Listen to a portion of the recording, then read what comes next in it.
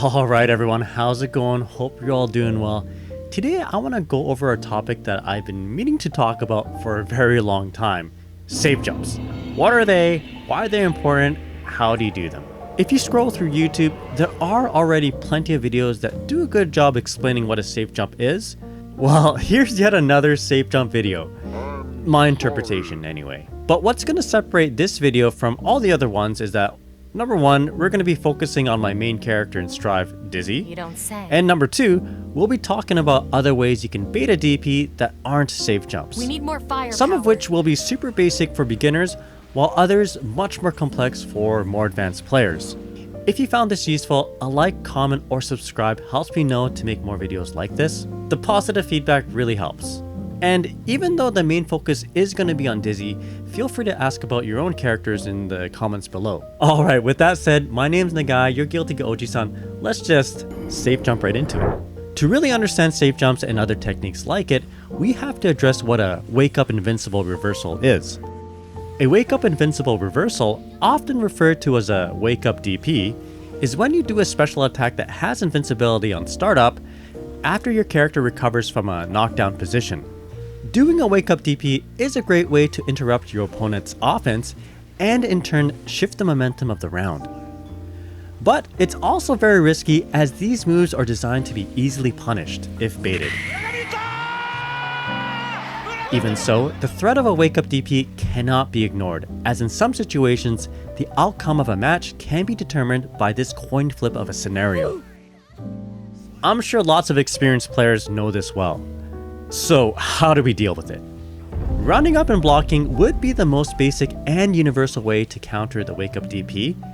If the opponent DPs on wake up, you block it and then punish it. Simple as that. If you do this, we need to make sure that we have a big punish, because if you don't, there's little reason why the opponent wouldn't want to DP again. You need to make it loud and clear that you're able to end them if they choose to do a risky gamble. Finish him! So why are you still here? With that said, make sure you have a good punish for both counter hit and non-counter hit situations. Meterless reversals will leave the opponent in a counter hit state, and although punishes for these are high damaging and great to practice, these counter hit punishes often drop on metered reversals like Mortal Battle. So be ready for both.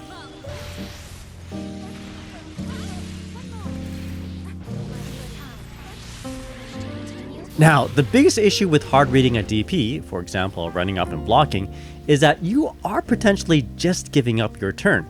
Basically, you're giving the opponent an opportunity to escape or fight back if you made the wrong read. This is the part where we talk about the safe jump. It's a technique that helps you maintain pressure while at the same time being protected from those wake up DPs. They're often prescripted as you need just the right amount of timing to make them work. But if you're really good, you can eyeball a knockdown and manually time them. After a normal throw, Dizzy has a prescripted auto-time safe jump. It looks like this. Normal throw, empty 5p, hold up forward to jump, do a late falling JK while holding back, continue to hold back on the landing, then link the next button sequence as if you were continuing a combo or block string. It's super important not to mash buttons between the JK and grounded inputs. If you mash, you won't be blocking if the opponent DPs. So what's going on here? Let's go into detail on explaining exactly what's happening. The main things that allow a safe jump to work are these: opponent's DP speed from startup to active frames, timing your falling aerial attack just right, canceling aerial recovery frames by landing, and Hitstop, which by the way is when the game action freezes when active objects collide or make impactful contact. For the purpose of explaining the safe jump, let's use Soul's Volcanic Viper as an example, which happens to have a 9-frame startup. If we can place active frames on Soul just after he gets up and also recover before the DP becomes active, for example before 9 frames, we can block the DP. We achieve this by cleverly timing a jump attack in which the jump attack's recovery gets cancelled by the landing. So if they did a DP, you pass right through the opponent and block.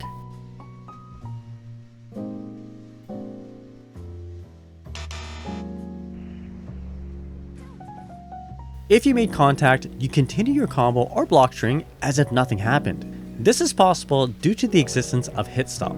As I mentioned before, Hitstop is when the game action freezes to give the players and viewers a sense of impact. The bigger the hit, the longer the freeze, and the more impactful the action looks and feels. There's actually frame data to show how much visual impact a move does. In this case, we're safe jumping with Dizzy's JK. According to Dustloop, it's a level 1 attack, which has a hit stop of 12 frames. So the game action stops for 12 frames when Dizzy smacks you with a JK. This is why we want to be holding back during the JK, landing, and linked initial grounded input. We are blocking during the supposed 12 frame hit stop, which by the way is when the DP would have become active if the opponent DP'd. So to wrap up safe jumps, the overall feeling you should have is this. Always expect to make contact. For example, expect the hit stop, and then continue the string as usual. As long as you're linking your aerial attack into the landing attack while holding back, you will block the wake up DP. Alright, I think that's a good enough explanation. We could talk about the other nuances like fall velocity and jump floatiness, but I've said enough. Moving on. As much as I love the safe jump, it's important to also highlight its flaws. In general, safe jumps are highly telegraphed. Players who know better will know not to DP there. Still, just because your opponent knows you're doing a safe jump doesn't mean you shouldn't do it. Doing a safe jump ensures that your pressure is reversal safe, so you don't have to disengage and lose your momentum. In addition to being telegraphed, safe jumps don't often offer as much in terms of mix-ups. You see them doing the dance? It's gonna be a high. What the hell? There are ways that you can turn your safe jump into a mix-up, but we'll explain that later in the advanced part of this video. Just another defensive system. Generally speaking, if your opponent backdashes a safe jump, which by the way, backdashes have startup invincibility, they are usually able to escape or avoid being pressured. There are ways to catch a backdash, like instead of blocking during the JK hit stop, you could input a normal attack, but committing to catch a backdash in this way forgoes the point of safe jumping, which is to avoid a DP. There is a way to cover both the DP and the backdash. I'll be covering that later when I go over the advanced techniques. Okay, I need to mention a Dizzy specific flaw. This auto time safe jump setup doesn't work on a handful of characters as the empty 5P will OTG them. You may need to eyeball a manual safe jump here. Alright, enough about the safe jump, let's talk about the safe jab. It's the same idea as a safe jump, except we're not using any aerial landing manipulating mechanics. If we have a grounded attack that can be active during the opponent's wake up, and also recover before the startup of their DP, we can apply DP safe pressure without giving up our turn. There's only a few characters that can safe jab a 9-frame reversal, for example Kai and Venom. Sadly, Dizzy isn't one of them. Her fastest recovering normal is her 2P, which is just 1 frame short of covering 9-frame reversals.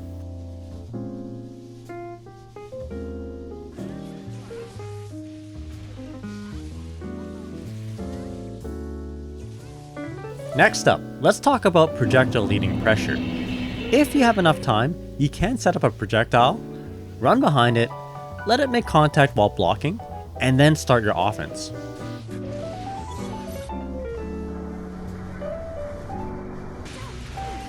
Back in the day, this was how I would set up Dizzy's basic reversal safe pressure. Knockdown, set a fish, have it lead while blocking, and then do a mix-up. In Strive, she can kinda do the same thing, although a mix-up is not as accessible.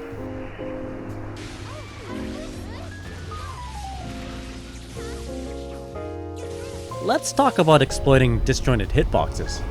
If you space out certain attacks that don't have overlapping hurtboxes and hitboxes, you can avoid getting hit by certain reversals altogether. A good example is Dizzy's Far Slash, when done against DPs that move upwards. Here's a really easy way to set up this situation.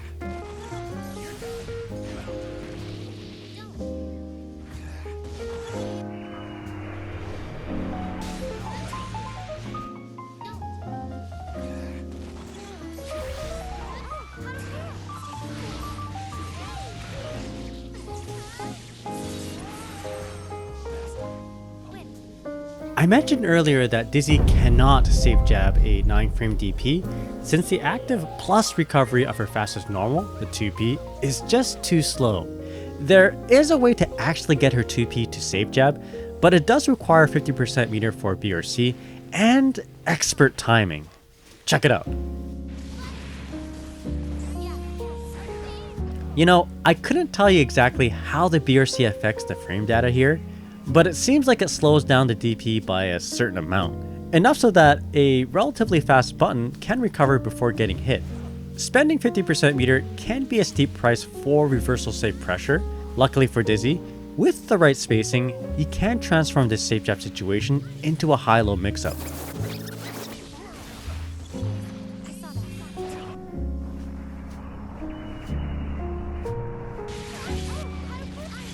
Let's circle back to the safe jump. As you may know, safe jumps don't offer as much in terms of mix-ups. However, after Dizzy's normal throw, you can actually do a fuzzy overhead while maintaining her safe jump.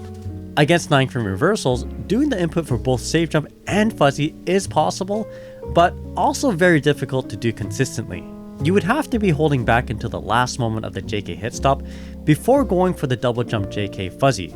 Not very easy to do. Instead of doing your standard safe jump, what might actually be easier is this. Input Dizzy's super during the JK hit stop, and then double jump JK. Let's check it out.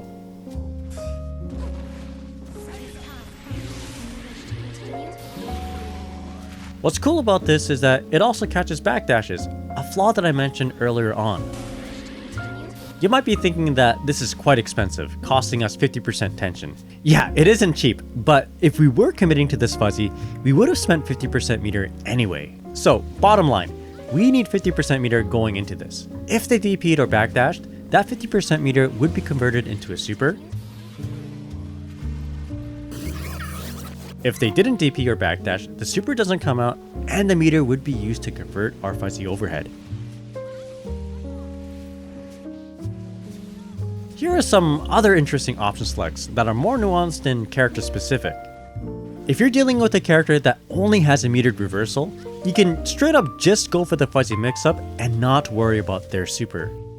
If you went for the high, you can cancel Dizzy's jump startup with her own super, or if it was a slower super with a more delayed animation freeze, oftentimes you would already be in the air before the JK starts up, in which you can simply visually confirm into an air block. So this one is very cool, but also very tough to do. You can dash macro during the Hitstop OS to chase a backdash. It'll work on both the high and low mix-ups. Obviously, this is less effective against meterless DPs, as you do need the freeze frame animation to help counter reversals in this way. Finally, I want to go over a corner concept that I've been working on, which combines a lot of the topics we just covered. We can use an OTG close/jump cancel BRC to safe jump, safe jab, and do a high-low mix-up. The BRC slowdown allows us to link a backwards air dash instant JP into a landing combo, while also allowing us to safe jab 9 frame reversals with a landing 2K low. Before we end this video, I want to point out that although these mix-up options are pretty cool, they are resource intensive. In many cases, you should actually spend the meter to kill if you're within range. Resetting into a 50-50 mix-up may do more damage in the end, kinda like a parlay bet, but if cashing out and simply winning is an option, try to remember, know your limit, play within it. If you're one of the 5 people who made it to the end of this video, you're the GOAT. I don't know how to end this video, so yeah, happy safe jumping y'all. Don't forget to like, comment, and subscribe. Alright, have a great day everyone. Bye, bye-bye.